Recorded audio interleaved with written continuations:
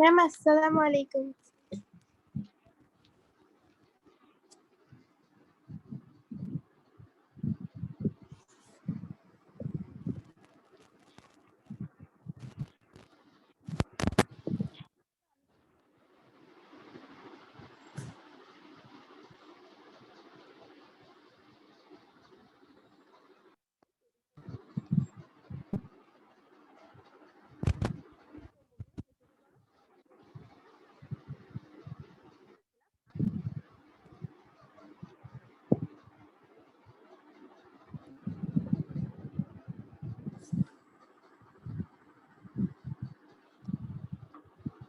আসসালামু আলাইকুম।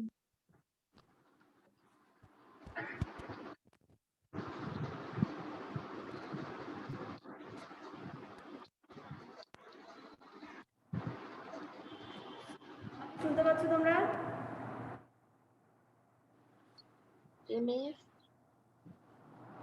হ্যাঁ, আজকে আমরা যেটা নিয়ে আলোচনা করব সেটা হলো রাসায়নিক পদ্ধতি। রাসায়নিক পদ্ধতি কোন ক্ষেত্রে ব্যবহার করা হয়?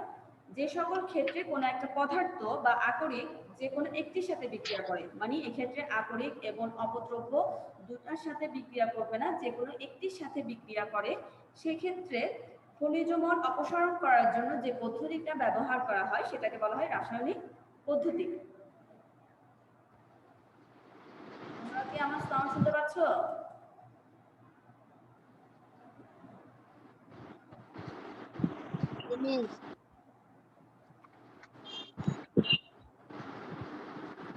রেসপন্স করো শুনতে পেলে।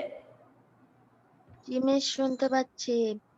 হ্যাঁ, তাহলে আমরা আজকে যে পদ্ধতিটা করছি সেটা হলো রাসায়নিক পদ্ধতি। যে পদ্ধতিটা একটা কোন ক্ষেত্রে আমরা প্রয়োগ করব? যে ক্ষেত্রে আকরিক এবং অপদ্রব্য দুইটা একসাথে পৃথক করা সম্ভব নয়, অর্থাৎ যে কোনো একটি অপসারণ করা সম্ভব হয়, সেক্ষেত্রে যে পদ্ধতিটা ব্যবহার করা হয় সেটা হলো রাসায়নিক পদ্ধতি। এই পদ্ধতিতে যে আকরিকটা কি করা হয়, নিষ্কাশন করা হয়, সেটা যেমন বক্সাইট থেকে অ্যালুমিনিয়াম অক্সাইড পাওয়ার জন্য রাসায়নিক পদ্ধতি ব্যবহার করা হয়। আমরা খেয়াল রাখবো যে বক্সাইট হলো অ্যালুমিনিয়ামের একটি আকরিক। বক্সাইট থেকে অ্যালুমিনিয়াম অক্সাইড পাওয়ার জন্য যে পদ্ধতিটা ব্যবহার করা হয় সেটা হলো রাসায়নিক পদ্ধতি। ক্লিয়ার হয়েছে? এরপর বক্সাইট এর সাথে এখানে বিভিন্ন ধরনের খনিজ মল বা অপদ্রব্য মিশ্রিত থাকে, যেমন আয়রন অক্সাইড, টাইটানিয়াম অক্সাইড, বালি, বিভিন্ন ধরনের খনিজ মল দেখা যায়, যার কারণে এটা বিশুদ্ধকরণের প্রয়োজন হয়। বক্সাইটের সাথে ফার্স্টে সোডিয়াম হাইড্রোক্সাইড যোগ করা হবে। এক্ষেত্রে এই প্রসেসটা করার প্রথম দিকেই সোডিয়াম হাইড্রোক্সাইড বক্সাইটের সাথে যোগ করা হবে এবং তাকে উত্তপ্ত করা হবে। এক্ষেত্রে বক্সাইটের একটা সংকেত, বক্সাইটের সংকেতটা তোমরা একটু নোট করে রাখো। Al2O3 ইনটু 2 অণু পানি, Al2 aluminium oxide, Al2O3 into 2 অণু পানি 2H2O। বক্সাইডের সাথে যখন সোডিয়াম হাইড্রোক্সাইড বিক্রিয়া করে তখন সোডিয়াম অ্যালুমিনেট, কি বললাম? Sodium aluminate. সোডিয়াম অ্যালুমিনেট এবং পানি তৈরি হয়। তাহলে আমরা একটু আগে বক্সাইডের সংকেতটা বলেছিলাম যে Al2O3 ইনটু 2 অণু পানি যখন সোডিয়াম হাইড্রোক্সাইড NaOH এর সাথে বিক্রিয়া করবে তখন তারা সোডিয়াম অ্যালুমিনেট। সোডিয়াম অ্যালুমিনেটের সংকেত হলো NaAlO2। কি বলেছি? সোডিয়াম অ্যালুমিনেটের সংকেত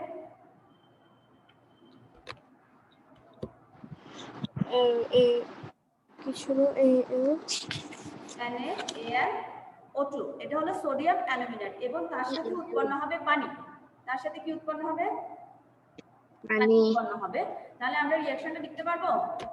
বক্সাইটের সাথে যখন সোডিয়াম হাইড্রোক্সাইড উত্তপ্ত করা হবে রাসায়নিক পদ্ধতির ক্ষেত্রে, সেক্ষেত্রে সোডিয়াম অ্যালুমিনেট আর পানি উৎপন্ন হবে। ঠিক আছে? এরপরে এখানে যে সোডিয়াম অ্যালুমিনেটটা পাওয়া যাবে সেটা উত্তপ্ত অবস্থায় থাকবে। এটা কি অবস্থায় থাকবে? উত্তপ্ত অবস্থায় পাওয়া যাবে। এই উত্তপ্ত অবস্থার অ্যালুমিনেটের সাথে আবার পানি যোগ করতে হবে। আবার কি করতে হবে? পুনরায় আবারও পানি যোগ করতে হবে। পানির সাথে বিক্রিয়া করে তখন অ্যালুমিনিয়াম হাইড্রোক্সাইড উৎপন্ন করবে। কি উৎপন্ন করবে? Aluminium hydroxide. অ্যালুমিনিয়াম হাইড্রোক্সাইড এবং সঙ্গে সোডিয়াম হাইড্রোক্সাইড। মানে যে জিনিসটা আমরা প্রথম দিকে অর্থাৎ বক্সাইডের সাথে যখন কি করা হয়েছিল, বক্সাইড আকরিক সোডিয়াম হাইড্রোক্সাইডের সাথে বিক্রিয়া করে সোডিয়াম অ্যালুমিনেট উৎপন্ন করেছে, আবার ওই গরম অ্যালুমিনেটটাকে যখন আমরা পানির সাথে বিক্রিয়া করাবো তখন অ্যালুমিনিয়াম হাইড্রোক্সাইড আর সোডিয়াম হাইড্রোক্সাইড উৎপন্ন হবে। তোমরা কি কেউ অ্যালুমিনিয়াম হাইড্রোক্সাইডের সংকেতটা বলতে পারবে? জি মিস।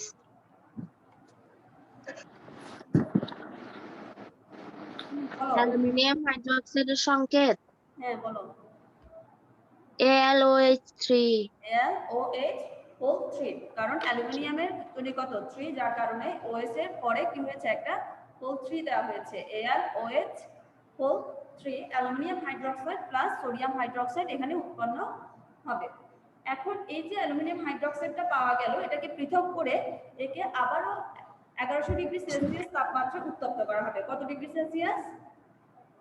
1100 ডিগ্রি সেলসিয়াস তাপমাত্রায় অ্যালুমিনিয়াম হাইড্রোক্সাইডটাকে পৃথক করে ওখানে একে 1100 ডিগ্রি সেলসিয়াস তাপমাত্রায় যখন উত্তপ্ত করা হবে, এরপরে কিন্তু বিশুদ্ধ অ্যালুমিনিয়াম অক্সাইডটা পাওয়া যাবে। যে কারণে কিন্তু কি আমরা পরীক্ষাটা করলাম রাসায়নিক পদ্ধতিটা, সেটা পাওয়া যাবে বিশুদ্ধ অ্যালুমিনিয়াম অক্সাইড এবং সঙ্গে পানি উৎপন্ন হবে। যেহেতু সোডিয়াম হাইড্রোক্সাইডের সাথে বিক্রিয়া করেছে পানি, সেক্ষেত্রে বিশুদ্ধ অ্যালুমিনিয়াম অক্সাইড পাওয়ার পরও এর সাথে কিছুটা পানি পাওয়া যাবে। এখানে যে প্রক্রিয়াটা বলা হলো সেটা হলো কি করে ঘনীকরণ, অর্থাৎ বক্সাইড যে আকরিকটা রয়েছে সেটাকে ঘনীকরণ করে বিশুদ্ধ অ্যালুমিনিয়াম অক্সাইড পাওয়া গেছে। ঘনীকরণের মধ্যে আবার 3-4টা পদ্ধতি রয়েছে। এখানে ফেনা ভাসমান পদ্ধতি ছিল, চৌম্বকীয় পদ্ধতি ছিল, হাইড্রোলাইটিক পদ্ধতি ছিল, এবং এখন বক্সাইড আকরিকটা উৎপন্ন করার জন্য যে আকরিক এই পদ্ধতিটা ব্যবহার করা হয়েছে সেটা হলো রাসায়নিক পদ্ধতি। সেটা কি? রাসায়নিক পদ্ধতি। ক্লিয়ার হয়েছে তোমাদের কাছে রাসায়নিক পদ্ধতিটা সম্পর্কে? ওকে, তাহলে আমরা রাসায়নিক পদ্ধতি সম্পর্কে জানলাম যে আমরা ফার্স্টে একটা সোডিয়াম হাইড্রোক্সাইডের সাথে বিক্রিয়া করাইতে হবে ফার্স্টের দিকে, তারপরে করাবো কার সাথে? পানির সাথে। এরপরে কিন্তু আমরা অ্যালুমিনিয়াম অক্সাইডটা পাবো, শুদ্ধ অ্যালুমিনিয়াম অক্সাইড। এরপর নেক্সট যেটা আছে সেটা হলো ঘনীকৃত আকরিককে অক্সাইডে রূপান্তর। আমাদের যে আকরিকটা পাওয়া যাবে, আকরিকটা হয়তো বা পাওয়া যেতে পারে কি হিসেবে? ঘনীকৃত হিসেবে। একে বিভিন্ন পদ্ধতিতে কিন্তু আমরা অক্সাইডটাকে রূপান্তর করব। এখানে অনেকগুলো পদ্ধতি আছে, ভস্মীকরণ পদ্ধতি আছে, আর একটা হলো তাপজারণ পদ্ধতি। এই তোমরা এই জিনিসটা একটু আন্ডারলাইন করে রাখো। ঘনীকৃত আকরিককে ভস্মীকরণ বা তাপজারণ পদ্ধতিতে ধাতুর অক্সাইডে পরিণত করা যায়। কি বললাম তোমরা শুনতে পেয়েছো? ঘনীকৃত ভস্মীকরণ বা তাপজারণ পদ্ধতি, দুইটা পদ্ধতি আছে, একটা হলো ভস্মীকরণ আর একটা হলো তাপজারণ। এই দুইটা পদ্ধতিতে ধাতুর অক্সাইডে পরিণত করা যায়। তাহলে আমরা এই দুইটা পদ্ধতি সম্পর্কে পড়বো, কিভাবে ধাতু আকরিককে ভস্মী করতে হয়, এরপরে তাপজারণ পদ্ধতি কিভাবে, তাপজারণ পদ্ধতির মাধ্যমে কিভাবে আমরা বিশুদ্ধ ধাতু পাবো সেটা নিয়ে আলোচনা করব। ঠিক আছে? এরপর ভস্মীকরণ, আমরা যে বললাম ভস্মীকরণ, আগে ফার্স্টে আমাদেরকে জানতে হবে ভস্মীকরণটা কি। ঠিক আছে? ভস্মীকরণ হলো আকরিকে অনেক সময় ওখানে কি থাকে, আকরিকের মধ্যে ধাতু থাকে, এটাকে বিজারিত করতে হবে। ধাতুটাকে কি করবে? বিজারিত করে একে পৃথক করার আগে কিন্তু সেখানে ঘনীকৃত আকরিকের গলনাঙ্কের কম তাপমাত্রায়, অর্থাৎ ঘনীকৃত আকরিক যে তাপমাত্রায় গলতে শুরু করে ওই গলনাঙ্কের চেয়ে কম তাপমাত্রায় এবং বাতাসের অনুপস্থিতি, অর্থাৎ এখানে কোনো বাতাস থাকতে পারবে না, তখন এটাকে যখন উত্তপ্ত করা হবে, এই যে প্রক্রিয়া এটাকে বলা হবে ভস্মীকরণ প্রক্রিয়া। ঠিক আছে? আকরিকের মধ্যে আমরা জানি কি আছে, ধাতু।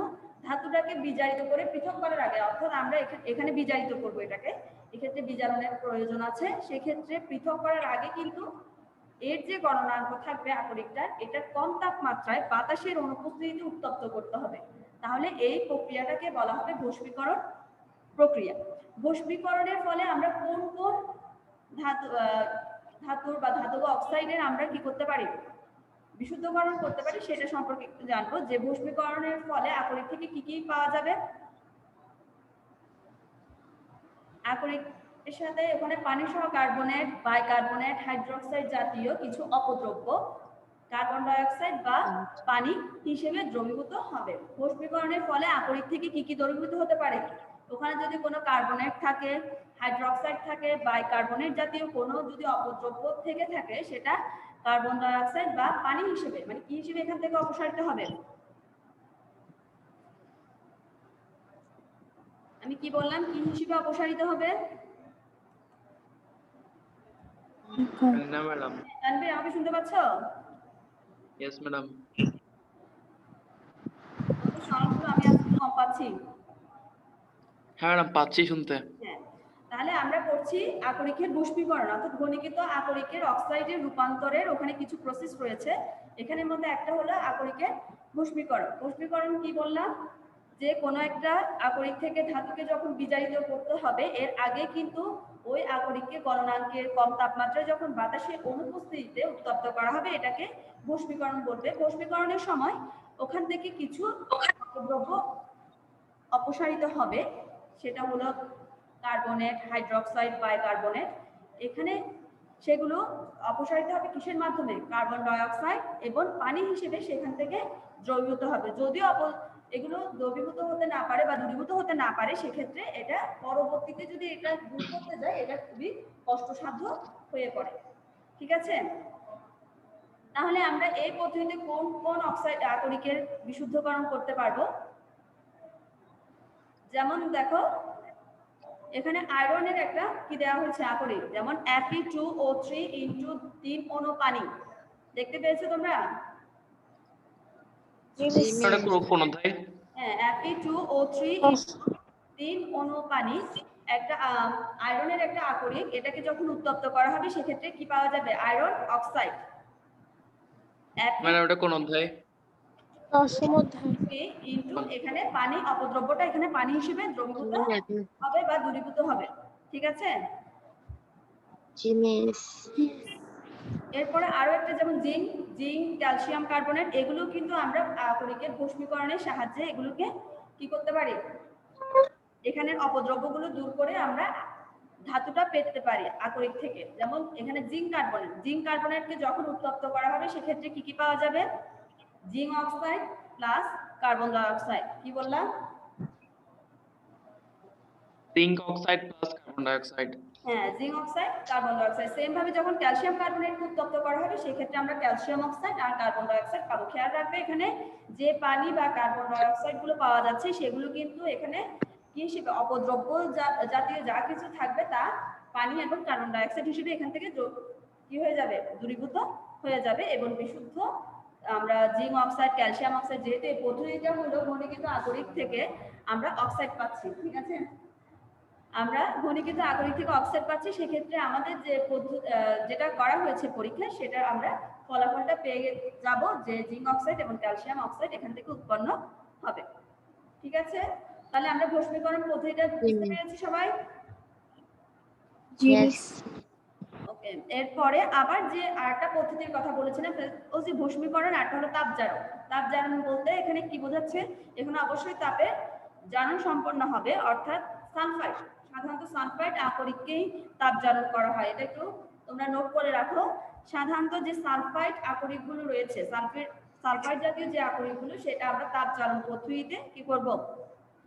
তাপজারণ পদ্ধতিতে আমরা এই প্রক্রিয়াটা সম্পন্ন করব। অর্থাৎ কিভাবে আমরা অক্সাইডগুলো পাবো, ধাতব অক্সাইড পাবো, সেটা তাপজারণ পদ্ধতির মাধ্যমে পাওয়া যাবে। কারণ সালফাইড আকরিককে গলনাঙ্কের চেয়ে কম তাপমাত্রায় বাতাসের উপস্থিতিতে উত্তপ্ত করা হবে। সালফাইড আকরিককে কি করতে হবে? সালফারের যে গলনাঙ্ক রয়েছে, তার কম তাপমাত্রায় বাতাসের উপস্থিতিতে। এর আগে যে বাষ্পীকরণ পদ্ধতিটা ছিল, সেখানে বাতাসের অনুপস্থিতি ছিল, কিন্তু তাপজারণ যে পদ্ধতিটা করা হবে, সেখানে অবশ্যই বাতাসের প্রয়োজন আছে। অর্থাৎ সালফাইড আকরিকের গলনাঙ্কের চেয়ে কম তাপমাত্রায়, তবে এখানে বাতাস থাকতে হবে, বাতাসের সাহায্যে একে উত্তপ্ত করতে হবে। ঠিক আছে, প্রক্রিয়াটা বোঝা গেছে? Yes ma'am. এখানে যে ইয়াগুলো হবে, যেমন কি কি পাওয়া যাবে? সালফাইড, ফসফরাস, আর্সেনিক, এই জাতীয় যে উদ্বায়ী খনিজ মলগুলো আছে, অক্সাইড হিসেবে দ্রবীভূত হবে। খেয়াল রাখবে, আগেরটা ছিল কার্বন ডাই অক্সাইড আর H2O পদ্ধতিতে বাষ্পীকরণটা হয়েছে। আর তাপজারণের ক্ষেত্রে কিভাবে অপদ্রব্য বা খনিজ মলের অক্সাইডগুলো পাওয়া যাবে, সেটা হলো সালফাইড, ফসফরাস, আর্সেনিক ইত্যাদি উদ্বায়ী যে খনিজমল। উদ্বায়ী কথাটা আমরা জানি, উদ্বায়ী পদার্থের সংজ্ঞাটা কি জানো তোমরা? উদ্বায়ী পদার্থ কারো মনে আছে? বুঝছি নাকি? হ্যাঁ, মিস একটা আবার বলেন। হ্যাঁ, উদ্বায়ী পদার্থ কোনগুলো? যেগুলোকে আমরা যখন তাপ দিব সেটা কিসে পরিণত হবে? তরলে পরিণত না হয়ে সরাসরি গ্যাসীয় পদার্থে পরিণত হবে, অর্থাৎ সেটা ফুটতে শুরু করবে। সেই ধরনের পদার্থকে বলা হয় কি? উদ্বায়ী পদার্থ। উদ্বায়ী পদার্থ। মনে পড়েছে এখন? জি মিস মিস। ন্যাপথলিন হবে? হ্যাঁ, বলো। ন্যাপথলিন হবে? হ্যাঁ, ন্যাপথালিন, তারপরে কর্পূর, এগুলো ছিল সবগুলো কি? উদ্বায়ী পদার্থ। সেরকম ইত্যাদি যে উদ্বায়ী খনিজ মলগুলো, অর্থাৎ যেগুলো যখন আমরা তাপ দিব সেখানে তরলে পরিণত না হয়ে সরাসরি সেটা বাষ্পে পরিণত হবে, সেক্ষেত্রে যে ওই ধরনের ধর্ম প্রকাশ করে ওই ধরনের খনিজ মল বা আকরিকগুলো রয়েছে সেগুলোর অক্সাইড হিসেবে এখানে দূরীভূত হবে, অর্থাৎ সেখান থেকে অপসারিত হয়ে যাবে। ঠিক আছে? যেমন আমরা গ্যালেনা বলেছিলাম না কালকে, লেড সালফাইড। লেড সালফাইডের আরেকটা নাম হলো কি? গ্যালেনা। গ্যালেনা। খেয়াল আছে? লেড সালফাইডকে যখন আমরা অক্সিজেনের সাথে উত্তপ্ত করানো হবে বাতাসের উপস্থিতিতে, তখন কি হবে? সেখানে আমরা লেড অক্সাইড এবং সালফার অক্সাইড পাবো। ঠিক আছে? SO2 PbO+ SO2 পাওয়া যাবে, সালফার ডাইঅক্সাইড পাওয়া যাবে। আমরা যে কারণে ঘনীভূত আকরিক থেকে অক্সাইডটা সংগ্রহ করার প্রসেসটা করছি, সেক্ষেত্রে গ্যালেনের সাথে যখন অক্সিজেনের বিক্রিয়া করানো হবে, বাতাসের উপস্থিতি উত্তপ্ত করানো হবে, তখন lead oxide PbO+ sulphur dioxide SO2 পাওয়া যাবে। সেম ভাবে আরেকটা বলেছিলাম, সেটা জিঙ্কও হইতে পারে। জিঙ্ক সালফাইডও আমরা কি করতে পারি? অক্সিজেনের সাথে বিক্রিয়া করে এই জিঙ্ক অক্সাইড এবং সালফার ডাইঅক্সাইড পাবো এই আকরিকের তাপজারণ পদ্ধতিতে। তাহলে তোমাদের কাছে তাপজারণ পদ্ধতিটা ক্লিয়ার হয়েছে? Yes miss.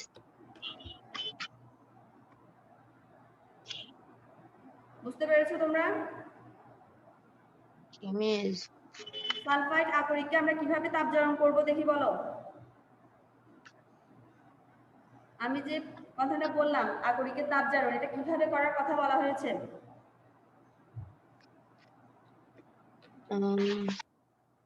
সালফাইড আকরিকের গলনাঙ্কের চেয়ে কম তাপমাত্রায় বাতাসের উপস্থিতিতে উত্তপ্ত করা হয়। এর ফলে সালফাইড, ফসফরাস, আর্সেনিক ইত্যাদি উদ্বায়ী খনিজমল অক্সাইড হিসেবে দ্রবীভূত হয়। মিস বিক্রিয়াটা কিন্তু জিঙ্ক সালফাইডের সাথে যখন অক্সিজেনের বিক্রিয়া করাবো তখন উত্তপ্ত করানো হবে, তখন কি উৎপন্ন হবে সেখান থেকে? খনিজমল হিসেবে কি উৎপন্ন হবে? জিঙ্ক সালফাইডের সাথে যখন বাতাসের উপস্থিতিতে উত্তপ্ত করানো হবে তখন কি উৎপন্ন হবে? তখন হচ্ছে কি 2 zinc oxide plus oxide plus আর সঙ্গে কোনো কিছু উৎপন্ন হবে? আর sulphate, sulphur dioxide SO2। এক্ষেত্রে যে 2টা লেখা হয়েছে সেটা কিন্তু সমতাকরণের জন্য, আমরা এখানে শুধু বিক্রিয়াটা বলবো এবং সমতাকরণটা যখন আমরা রিঅ্যাকশনটা লিখে দিব তখন সেক্ষেত্রে সমতাকরণটা দিয়ে দিব। ঠিক আছে? অর্থাৎ এখানে যখন 2 অণু জিঙ্ক সালফাইড 3 অণু পানির সাথে বিক্রিয়া করে উত্তপ্ত করানো হবে, ঠিক আছে, অক্সিজেনের সাথে বিক্রিয়া করে উত্তপ্ত করানো হবে, সেক্ষেত্রে 2 অণু জিঙ্ক অক্সাইড এবং 2 অণু সালফার ডাইঅক্সাইড উৎপন্ন হবে। ঠিক আছে? এরপরে আমরা এখন করলাম গণিত আকরিকের অক্সাইডে রূপান্তর। নেক্সট যে ইয়াটা দেখছি আমরা স্ক্রিনে, সেটা হলো ধাতব অক্সাইডকে মুক্ত ধাতুতে রূপান্তর। কি বললাম? ধাতব অক্সাইডকে মুক্ত ধাতুতে, অর্থাৎ এর আগে পেয়েছিলাম আমরা অক্সাইড, আকরিক থেকে আমরা কি পেয়েছিলাম? ধাতব অক্সাইড পেয়েছিলাম। এখন এই ধাতব অক্সাইড থেকে কিভাবে আমরা মুক্ত ধাতুটা পাবো সেটা পড়ব। সেটা হলো ওখানে মুক্ত ধাতুতে রূপান্তরিত কিভাবে হয়। এটা দুইটা পদ্ধতিতে হয়, একটা হলো তড়িৎ বিশ্লেষণের মাধ্যমে বিজারণ, আর একটা হলো কার্বন বিজারণ পদ্ধতি। কি কি বললাম? তড়িৎ, হ্যাঁ, তড়িৎ বিশ্লেষণের মাধ্যমে, অর্থাৎ এখানে সাপ্লাই করে কার্বন সেটাকে বিজারণ। ইয়ার মধ্যে কোষের মধ্যে আমরা এই প্রক্রিয়াটা করব যে তড়িৎ বিশ্লেষণের মাধ্যমে বিজারণ সম্পন্ন হবে, আর একটা হলো কার্বন বিজারণ পদ্ধতি। তাহলে ফার্স্টে আমাদেরকে জানতে হবে যে ধাতব অক্সাইডে কিভাবে আমরা মুক্ত ধাতুতে পরিণত করব। এক্ষেত্রে যে কাজটা করা হয়, আকরিকে আমরা দুটো পদ্ধতি করেছিলাম, মানে ভস্মীকরণ আর তাপজারণ। এই দুইটা করার পর ওখানে আমরা কি পেয়েছি? ধাতব অক্সাইড। ওই অক্সাইডটাকে বিজারিত করলে ধাতু পাওয়া যাবে। ওই অক্সাইডটাকে কি করতে হবে? বিজারিত করতে হবে, বিজারিত। কিন্তু ধাতু পাওয়া যাবে। বিভিন্ন ভাবে কিন্তু এই বিজারণটা সম্পন্ন হয়। এটা তড়িৎ বিশ্লেষণের মাধ্যমে বিজারণটা করা যেতে পারে বা কার্বন বিজারণ পদ্ধতিতেও করা যেতে পারে। তবে আরো একটা পদ্ধতি রয়েছে, সেটা হলো স্ববিজারণ। কি বললাম? স্ববিজারণ। স্ববিজারণ। স্ববিজারণ বলতে কোনগুলোকে বোঝায়? যেমন সক্রিয়তা সিরিজের সবচেয়ে নিচের দিকে যে কম সক্রিয় ধাতুগুলো রয়েছে সেখানে কোনো বিজারক যোগ না করে শুধু যদি উত্তপ্ত করে দেওয়া হয় সেক্ষেত্রে একটা বিজারণ ঘটে। এটাকে বলা হয় স্ববিজারণ। সক্রিয়তা সিরিজের মধ্যে নিচের দিকে কিছু কম সক্রিয় ধাতু রয়েছে, যেমন কি কি? Copper, mercury, silver. কি কি বললাম? কপার, মার্কারি, সিলভার, এগুলো হলো সক্রিয়তা সিরিজের নিচের দিকে অবস্থিত সবচেয়ে কম সক্রিয় ধাতু। এদের যে অক্সাইডগুলো রয়েছে এক্ষেত্রে কিন্তু কোনো বিজারক যোগ করতে হয় না। বিজারক যোগ না করে শুধু যদি এদেরকে উত্তপ্ত করা হয় সেক্ষেত্রে যে বিজারকটা ঘটে সেটা হলো স্ববিজারণ পদ্ধতি।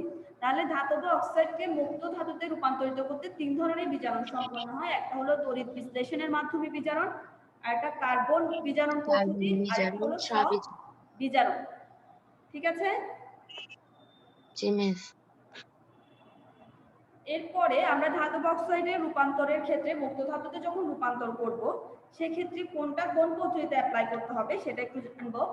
যে ধাতু সক্রিয়তা সিরিজের অবস্থান কিন্তু বিজারণ পদ্ধতির উপরে নির্ভর করে, মানে আমরা কোন পদ্ধতিতে বিজারণটা সম্পন্ন করব সেটা ধাতু সক্রিয়তা সিরিজে তাদের অবস্থান।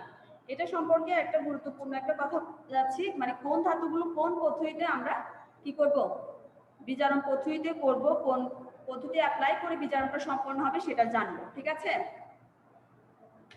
জি মিস। তোমরা কি আমাকে শুনতে পাচ্ছ? Yes, ma'am. Yes miss. হ্যাঁ, একটু খেয়াল করো যে বেশি সক্রিয় যে ধাতুগুলো রয়েছে, বেশি সক্রিয় ধাতুগুলো সিরিজের কোথায় অবস্থান করবে? নিচে নাকি উপরের দিকে?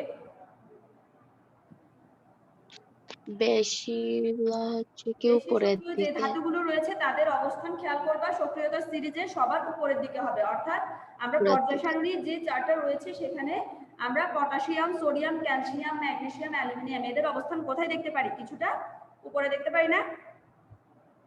জি মিস। এরা কিন্তু বেশি সক্রিয় ধাতু এবং সক্রিয়তা সিরিজের উপরের দিকে থাকে। কি কি বললাম? Potassium, sodium, calcium, potassium, sodium, calcium, magnesium, aluminium, aluminium. এদের অবস্থানটা এই ধাতুগুলোর অবস্থান উপরে থাকে।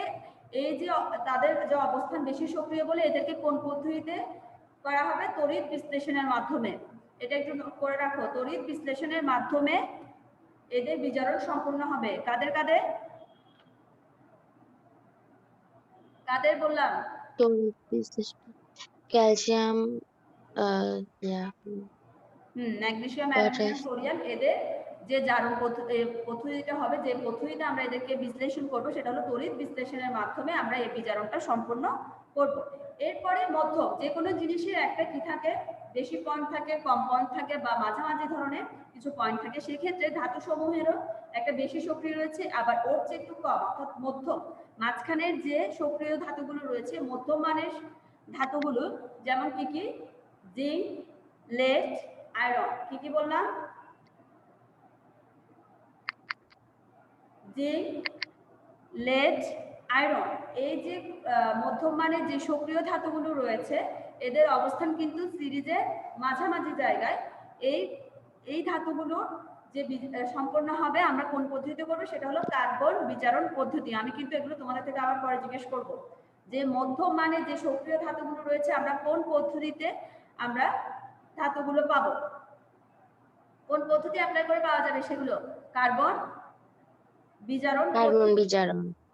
বিজারণ পদ্ধতিতে আমরা মধ্যম মানের যে সক্রিয় ধাতুগুলো রয়েছে সেগুলোর বিজারণটা সম্পূর্ণ করে আমরা ওই ধাতুটা পাবো। এরপর কম সক্রিয় যে ধাতুগুলো রয়েছে, যেমন কিছুক্ষণ আগে যেটা বললাম সেটা হলো কপার, সিলভার, মার্কারি। ঠিক আছে? কপার, মার্কারি, সিলভার, এই যে কম সক্রিয় ধাতুগুলো রয়েছে সেটা আমরা স্ববিজারণ। স্ববিজারণ বলতে সেখানে কোনো বিজারক যোগ করা হবে না, অর্থাৎ এই যে কম সক্রিয় ধাতুগুলোর ক্ষেত্রে কোনো বিজারকের দরকার পড়ে না, এদেরকে যোগ না করে এদেরকে কি করা হয়, সরাসরি উত্তপ্ত করা হয়, ওটাকে বলা হয় স্ববিজারণ পদ্ধতি। স্ববিজারণ পদ্ধতিতে এদের বিজারণ সম্পন্ন করা হবে। ঠিক আছে? জি মিস। আর এরপরে অসক্রিয় ধাতু আমরা গতকালও বলেছিলাম যে সোনা, প্লাটিনাম, ঠিক আছে, গোল্ড, প্লাটিনাম যে অসক্রিয় ধাতু, এদের কিছুর সাথে বিক্রিয়া করার প্রয়োজন হয় না, এটা অত্যন্ত বিশুদ্ধ অবস্থায় পাওয়া যায়, যার কারণে এরা অনেক মূল্যবান ধাতু। প্লাটিনাম, গোল্ড, এই যে অসক্রিয় ধাতুগুলো এগুলো সিরিজের সবচেয়ে নিচের দিকে থাকে। তোমরা যদি পর্যায় সারণী তার সামনে থেকে থাকে তোমরা এদের অবস্থানটা দেখো যে প্লাটিনাম, গোল্ড এদের অবস্থান সিরিজের নিচের দিকে থাকে এবং এরা অসক্রিয় ধাতু, এর কারণে এদের কোনো কি করতে হয় না, কোনো পদ্ধতি অ্যাপ্লাই করতে হয় না, এদেরকে বিশুদ্ধ অবস্থায় পাওয়া যায়। ঠিক আছে? তাহলে আমরা বিশুদ্ধ অবস্থায় কোন কোন ধাতুগুলো পেতে পারি? কোন কোন অবস্থায় আমরা বিশুদ্ধ ধাতুগুলো পাবো? তড়িৎ বিশ্লেষণ, তারপর কার্বন বিজারণ, সমীকরণ। একটু বড় করে বলো। তড়িৎ বিশ্লেষণ, কার্বন বিজারণ, স্ববিজারণ। সিলভার, গোল্ড, এই দুটার মধ্যে কোনটা হবে? মিস কোয়েশ্চেনটা একটু আবার বলেন, বুঝি নাই। হ্যাঁ বলেছি, আমরা বিশুদ্ধ অবস্থায় কোন ধাতুগুলোকে পাবো, অর্থাৎ কোনো পদ্ধতি অ্যাপ্লাই না করে শুধুমাত্র এরা বিশুদ্ধ অবস্থায় থাকে এরকম একটা দুইটা ধাতুর নাম বলো। বিশুদ্ধ অবস্থা হচ্ছে প্লাটিনাম, গোল্ড। প্লাটিনাম, গোল্ড, এই দুইটা কিন্তু আমরা গোল্ড। কি অবস্থায় পাই? বিশুদ্ধ অবস্থায় পাই, এটা কোনো পদ্ধতিতে অ্যাপ্লাই করতে হবে না। আর বেশি সক্রিয় যে ধাতুগুলো রয়েছে সেটা খেয়াল রাখবে, তড়িৎ বিশ্লেষণ, আমি বারবার বলছি এটা কিন্তু আমি করব। বেশি সক্রিয় ধাতুগুলো তড়িৎ বিশ্লেষণের মাধ্যমে বিজারণ হয়, মধ্যম মানের যে সক্রিয় ধাতুগুলো রয়েছে সেটা কার্বন বিজারণ, আর কম সক্রিয় একেবারে যাদের সক্রিয়তা কম ওসব ধাতুগুলো স্ববিজারণ পদ্ধতিতে বিজারণ ঘটানো হয়। খেয়াল থাকবে তোমাদের। জি মিস। খেয়াল থাকবে কি? Yes miss. এরপরে আমরা যে ইম্পর্টেন্ট বিক্রিয়া সেটা হলো তড়িৎ বিশ্লেষণ। এখন আমরা তড়িৎ বিশ্লেষণ সম্পর্কে ডিটেলসে জানবো যে তড়িৎ বিশ্লেষণের মাধ্যমে কিভাবে বিজারণটা সম্পন্ন হয়, কিভাবে আমরা তড়িৎ বিশ্লেষণ পদ্ধতিটা অ্যাপ্লাই করে বিজারণটা সম্পন্ন করে একটা বিশুদ্ধ ধাতু পাবো। ঠিক আছে? খেয়াল রাখবে, তড়িৎ বিশ্লেষণ পদ্ধতিতে অ্যালুমিনিয়াম ধাতু নিষ্কাশন করা যায়। কি বললাম? তড়িৎ বিশ্লেষণ পদ্ধতিতে অ্যালুমিনিয়াম ধাতুকে বিশ্লেষণ করা যায়, ধাতু নিষ্কাশন করা যায়। যেমন সক্রিয়তা সিরিজের সবচেয়ে উপরের দিকে, আগেও বলা হয়েছে সক্রিয়তা সিরিজের যারা উপরের দিকে, যেমন কি potassium, sodium, calcium, magnesium, aluminium, এদের আমরা তড়িৎ বিশ্লেষণের মাধ্যমে এদের বিজারণটা সম্পন্ন করব। এখন আমরা এখানে জানবো অ্যালুমিনিয়াম অক্সাইড থেকে কিভাবে আমরা তড়িৎ বিশ্লেষণ পদ্ধতি ব্যবহার করে অ্যালুমিনিয়াম ধাতুটা নিষ্কাশন করা যায়, সেটার একটা পদ্ধতি করব। তো সামনে হয়তো বই আছে, সেখানে একটা ট্যাঙ্ক দেখা যাচ্ছে, তোমরা কি ওখানে স্টিলের একটা পাত্র দেখতে পাচ্ছ? জি মিস। একটা গ্রাফাইটের আস্তরণযুক্ত একটা স্টিলের পাত্রের দরকার হবে। এই পদ্ধতিটা করার জন্য কি দরকার হবে? গ্রাফাইটের আস্তরণযুক্ত একটা স্টিলের পাত্র থাকবে, এর সাথে কার্বন থাকবে, মানে আরেকটি স্তর থাকবে, সেটা হলো কার্বন।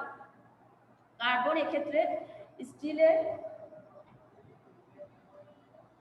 যে পাত্রটা থাকবে সেটার সাথে একটা কি থাকবে, কি যুক্ত থাকবে? কার্বনের একটা আস্তরণ থাকবে। কার্বনের যে আস্তরণটা থাকবে সেটা ক্যাথোড হিসেবে কাজ করবে। কি হিসেবে কাজ করবে?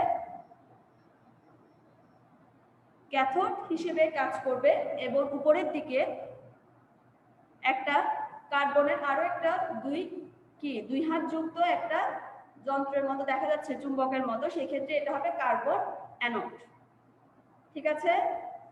এখানে আমরা যে কোনো পদ্ধতি করার জন্য এখানে ক্যাথোড আর অ্যানোড দুটাই প্রয়োজন হয়। ক্যাথোড আর অ্যানোড বিক্রিয়াগুলো জানা আছে তোমাদের?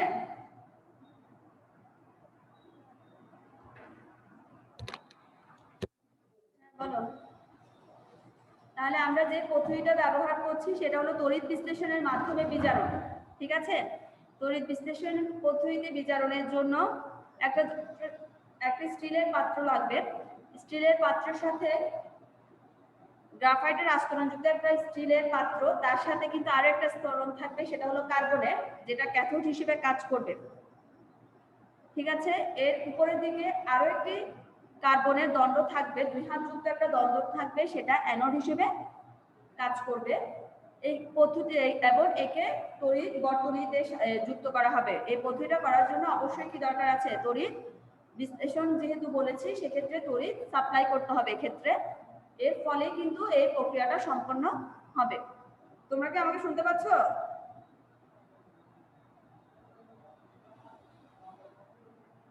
জি মিস শুনতে পাচ্ছি।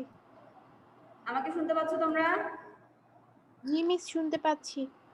হ্যাঁ, তাহলে এই পদ্ধতিটা করার জন্য ফার্স্টে কি করতে হবে? আমরা তাহলে জেনেছি এই পদ্ধতির জন্য কি কি জিনিসের প্রয়োজন হবে। ফার্স্টে এই করতে হবে কি, কঠিন অ্যালুমিনিয়াম অক্সাইড। যেহেতু এখানে বিজারণ সম্পন্ন করতে হবে, সেক্ষেত্রে কঠিন অ্যালুমিনিয়াম অক্সাইডটাকে গলিয়ে নিতে হবে, গলিয়ে তরল করতে হবে।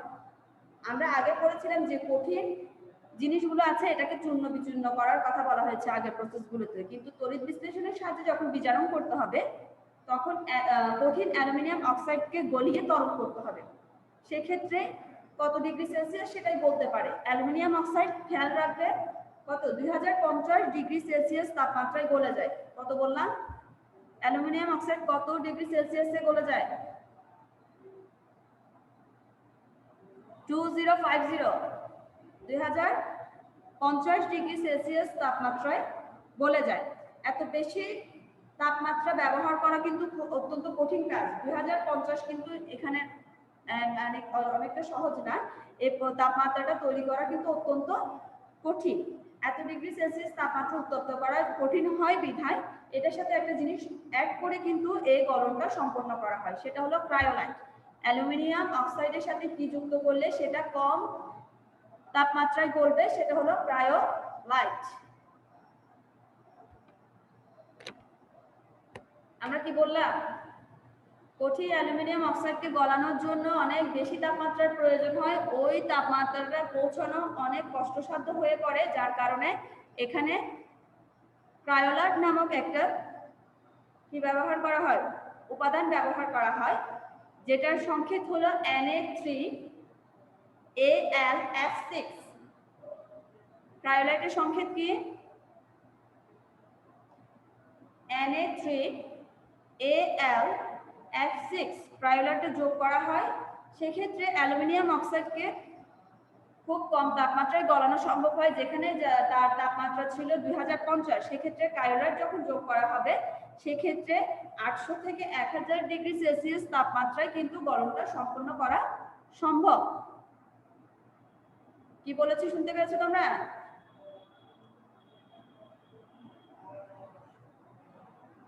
এখানে কঠিন ক্রায়োলাইট যখন ব্যবহার করা হবে কঠিন অ্যালুমিনিয়াম অক্সাইডের ক্ষেত্রে, অক্সাইডের তাপমাত্রাটা গলানো অনেক কষ্টসাধ্য হয়ে যায় বিধায় সেখানে একটা ক্রায়োলাইট যোগ করা হয়। ক্রায়োলাইট যোগ করার ফলে এর কম তাপমাত্রা এটাকে গলানো সম্ভব হয়। তাপমাত্রাটা হলো 800 থেকে 1000 ডিগ্রি সেলসিয়াস তাপমাত্রা এটা গলে যায়। গলিত অ্যালুমিনিয়াম অক্সাইডের মধ্যে কি বললাম? গলিত অ্যালুমিনিয়াম অক্সাইডের মধ্যে আমরা দুইটা আয়ন পাবো। কয়টা আয়ন পাওয়া যাবে? দুইটা আয়ন পাওয়া যাবে, একটা হলো অ্যালুমিনিয়াম আয়ন আর একটা হলো অক্সাইড আয়ন। কি বললাম? অ্যালুমিনিয়াম আয়ন আর অক্সাইড আয়ন। হ্যাঁ বলো। অ্যালুমিনিয়াম আয়ন আর অক্সাইড আয়ন। আমরা এখানে দুইটা আয়ন পাবো, সেটা হলো অ্যালুমিনিয়াম অক্সাইড এবং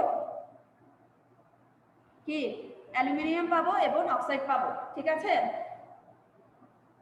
অ্যালুমিনিয়ামের যে আয়নটা পাবো সেটা প্রকাশ করবো, যেহেতু অ্যালুমিনিয়াম যদি কত 3, অ্যালুমিনিয়াম 3+ লিখতে হবে। কি লিখবো? অ্যালুমিনিয়াম 3+, আর অক্সাইডের ক্ষেত্রে লিখবো O2-। অ্যালুমিনিয়ামের যে আয়নটা সেটা প্রকাশ করব কি দিয়ে? Al3+, আর অক্সাইডের যে আয়নটা হবে অক্সাইড হিসেবে যেটা থাকবে সেটা হবে O2-। ঠিক আছে, 3 প্লাস 2 মাইনাস এগুলো কিন্তু মাথার উপরে থাকবে অ্যালুমিনিয়াম আর অক্সাইডে, খেয়াল রাখবা। তাহলে এখন এই পদ্ধতিটা ফার্স্টে আমরা কি করে ফেললাম, এটাকে গলানোর কাজটা সম্পূর্ণ হয়ে যাওয়ার পর এরপরে একটা গ্রাফাইট কার্বনের আস্তরণযুক্ত একটা স্টিলের পাত্র নেওয়া হয়, যেটা ফার্স্টের দিকে বলেছিলাম যে এই পদ্ধতির জন্য একটা গ্রাফাইটের আস্তরণযুক্ত স্টিলের পাত্রের প্রয়োজন হবে। তাহলে ওই স্টিলের পাত্রের মধ্যে দিয়ে কিন্তু গলিত অ্যালুমিনিয়াম অক্সাইডটা নেওয়া হয় এবং তার সাথে ক্রায়োলাইট যুক্ত করে দেওয়া হয়, যাতে এটা কম তাপমাত্রায় সেটাকে কি করা সম্ভব হয়, গলানো সম্ভব হয়। গলানো সম্ভব হয়। মিশ্রণটা দেওয়া হয় এবং উপরের দিকে কয়েকটা কার্বন দণ্ড প্রবেশ করানো হয়। এটার যে পাত্রের সাথে কিন্তু একটা কার্বনের আস্তরণ থাকে, স্টিলের সাথে কার্বনটাও থাকে, আবার উপরের দিকে কয়েকটা কার্বন দণ্ড সেখানে প্রবেশ করানো হবে, যাতে সেটা এমন ভাবে প্রবেশ করাতে হবে যেন স্টিলের পাত্রের সাথে কার্বন দণ্ডের কোনরূপ কি হয়, কোনরূপ স্পর্শ না হয়। এরপরে স্টিলের যে পাত্রটা ওখানে ব্যাটারির ঋণাত্মক প্রান্ত যে সাথে ঋণাত্মক প্রান্তের সাথে কি করতে হবে, স্টিলের পাত্রটাকে যুক্ত করতে হবে ঋণাত্মক প্রান্তের সাথে এবং উপরের যে কার্বন দণ্ডগুলো দেওয়া হবে সেগুলোকে যুক্ত করতে হবে ধনাত্মক প্রান্তের সাথে। ঠিক আছে, জি মিস। খেয়াল রাখবে স্টিলের পাত্রের ব্যাটারির, আমরা জানি ব্যাটারির দুইটা প্রান্ত থাকে, একটা হলো ধনাত্মক প্রান্ত, একটা ঋণাত্মক প্রান্ত। সেক্ষেত্রে স্টিলের পাত্রটাকে ঋণাত্মক প্রান্তের সাথে যুক্ত করতে হবে আর উপরের দিকে যে কার্বনটা রয়েছে সেটা করতে হবে কি ধনাত্মক প্রান্তের সাথে যুক্ত করে দেওয়ার পর এখানে বিদ্যুৎ প্রবাহ দিতে হবে। এখানে আমরা কি করব, বিদ্যুৎ প্রবাহ দিতে হবে। সেই ক্ষেত্রে কিন্তু তড়িৎ বিশ্লেষণটা সম্পন্ন হবে। শুধু যদি যন্ত্রপাতি দিলাম তারপর এখানে উপাদান দিয়ে দেওয়া হলে কিন্তু যদি এখানে বিদ্যুৎ প্রবাহ প্রবাহিত করা না হয় সেক্ষেত্রে কোনো বিশ্লেষণ সম্ভব নয়। এখানে অবশ্যই তড়িৎ বিশ্লেষণ শুরু হবে বিদ্যুৎ প্রবাহের পর। যখন তড়িৎ বিশ্লেষণটা শুরু হবে সেক্ষেত্রে অক্সাইড যে আয়নটা রয়েছে সেটা অ্যানোডে ইলেকট্রন ত্যাগ করবে। খেয়াল রাখবে কি, যখন তড়িৎ বিশ্লেষণটা চলবে আমরা জানি যে অ্যালুমিনিয়াম অক্সাইড, গলিত অ্যালুমিনিয়াম অক্সাইড দুইটা আয়ন হিসেবে থাকবে, একটা হলো অ্যালুমিনিয়াম আয়ন, ঠিক আছে, আর একটা হলো অক্সাইড O2 মাইনাস হিসেবে থাকবে। এখন O2 মাইনাস যেটা রয়েছে সেটা কি করবে, অ্যানোডে যাবে, কারণ যেহেতু এটা মাইনাস সেহেতু সে কিসে যাবে, অ্যানোডে যাবে। অ্যানোডে যে সে ইলেকট্রন ত্যাগ করবে, ইলেকট্রন ত্যাগ করে সে অক্সিজেন গ্যাস তৈরি করবে। ইলেকট্রন ত্যাগ করার পর দুইটা ইলেকট্রন যখন সে ত্যাগ করে ফেলবে তাহলে সেটা কিসে পরিণত হয়ে যাবে, যেহেতু এটা একটা অক্সাইড আয়ন, যখন দুইটা ইলেকট্রন সে ত্যাগ করবে সেখানে সে O2 গ্যাস অর্থাৎ অক্সিজেন গ্যাস তৈরি করবে এবং এখানে আরেকটা জিনিস রয়ে যাবে দ্রবণে, সেটা হলো কি অ্যালুমিনিয়াম আয়ন Al3+। এটা ক্যাথোড থেকে ও এখানে ইলেকট্রন ত্যাগ করে ফেলবে এবং অ্যালুমিনিয়াম যে আয়নটা রয়েছে সে ক্যাথোড থেকে ত্যাগকৃত ইলেকট্রনটা কি করবে, গ্রহণ করবে। ঠিক আছে, ক্যাথোডে গিয়ে অ্যালুমিনিয়াম যে আয়নটা রয়েছে সেটা ক্যাথোড থেকে ইলেকট্রন গ্রহণ করে কিসে পরিণত হবে, অ্যালুমিনিয়াম ধাতুতে পরিণত হবে। তাহলে এইভাবে তড়িৎ বিশ্লেষণের সাহায্যে কি সম্ভব, অ্যালুমিনিয়াম ধাতু নিষ্কাশন সম্ভব। ক্লিয়ার হয়েছে তোমাদের কাছে প্রক্রিয়াটা? জি মিস।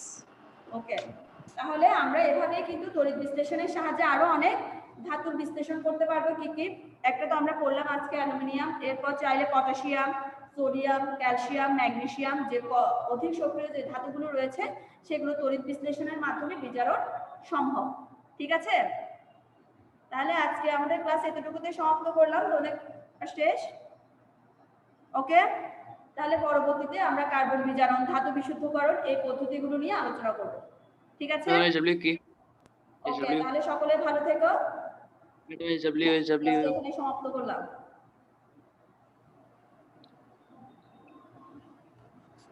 আসসালামু আলাইকুম মিস।